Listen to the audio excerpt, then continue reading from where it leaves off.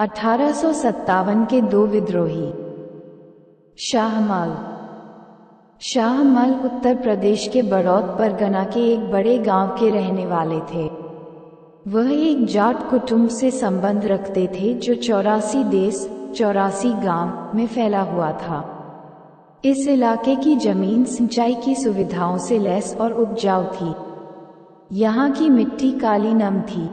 बहुत सारे ग्रामीण संपन्न थे और लोग ब्रिटिश भूराजस्व व्यवस्था को दमनकारी मानते थे। लगान की दर ज्यादा और वसूली सख्त थी। नतीजा ये था कि किसानों की जमीन बाहरी लोगों के हाथ में जा रही थी। इलाके में आने वाले व्यापारी और महाजन जमीन पर कब्जा करते जा रहे थे। शाहमाल ने 84 देश के मुखियाओं और काश्तकारों को संगठित किया। इसके लिए उन्होंने रात के साए में गांव-गांव जाकर बात की और लोगों को अंग्रेजों के खिलाफ विद्रोह के लिए तैयार किया। बहुत सारे दूसरे स्थानों की तरह यहाँ भी अंग्रेजों के खिलाफ आंदोलन एक व्यापक विद्रोह में तब्दील हो गया। अब विरोध उत्पीड़न और अन्याय के तमाम चिन्हों के खिलाफ होने लगा। किसान अपने खेत छोड़कर निकल पड़े और महाजनों व व्यापारियों के घर बार लूटने लगे। बेदखल भूस्वामियों ने छिन चुकी जमीनों पर दोबारा कब्जा कर लिया। शाहमाल के आदमियों ने सरकारी इमारतों पर हमला किया, नदी का पुल ध्वस्त कर दिया और पक्की सड़कों को खोद डाला। इसकी एक वजह ये थी कि वे सरकारी फौजों का रास्ता रोकना चाहते थे। दूसरी वजह ये थी कि पुलों और सड़कों को ब्रिटिश शासन का प्रतीक माना जाता था।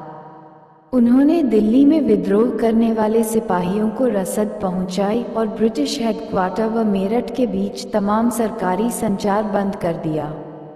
स्थानीय स्तर पर राजा कहलाने वाले शाहमाल ने एक अंग्रेज अफसर के बंगले में डेरा डाला, उसे न्याय भवन का नाम दिया और वहां से झगड़ों और विवादों का फैसला करने लगे। उन्होंने गुप्तचरी का भी हैरतअंगेज नेटवर्क स्थापित कर लिया था। कुछ समय के लिए लोगों को लगा कि फिरंगी राज खत्म हो चुका है और उनका राज आ गया है। जुलाई 1857 में शाहमाल को युद्ध में मार दिया गया। मौलवी अहमदुल्ला शाह। मौलवी अहमदुल्ला शाह 1857 के विद्रोह में अहम भूमिका निभाने वाले बहुत सारे मौलवियों में से एक थे। हैदराबाद में शिक्षित शाह काफी कम उम्र में ही उपदेशक बन गए थे। 1856 में उन्हें अंग्रेजों के खिलाफ जिहाद का प्रचार करते और लोगों को विद्रोह के लिए तैयार करते हुए गांव-गांव जाते देखा गया था। वे एक पालकी में बैठकर चलते थे। पालकी के आगे आगे ढोल और पीछे उनके समर्थक होते थे, इसीलिए उन्हें लोग बागडंका शाह कहने लगे थे।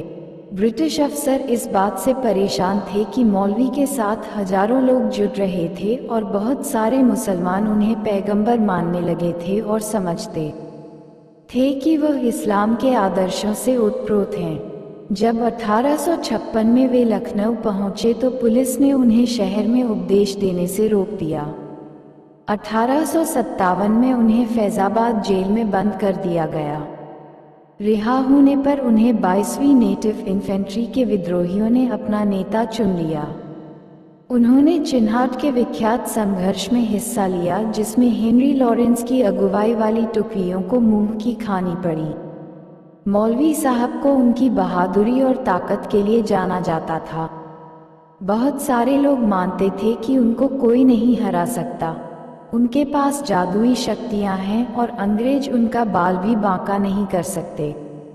काफी हद तक इसी विश्वास के कारण उन्हें लोगों में इतना अधिकार प्राप्त था।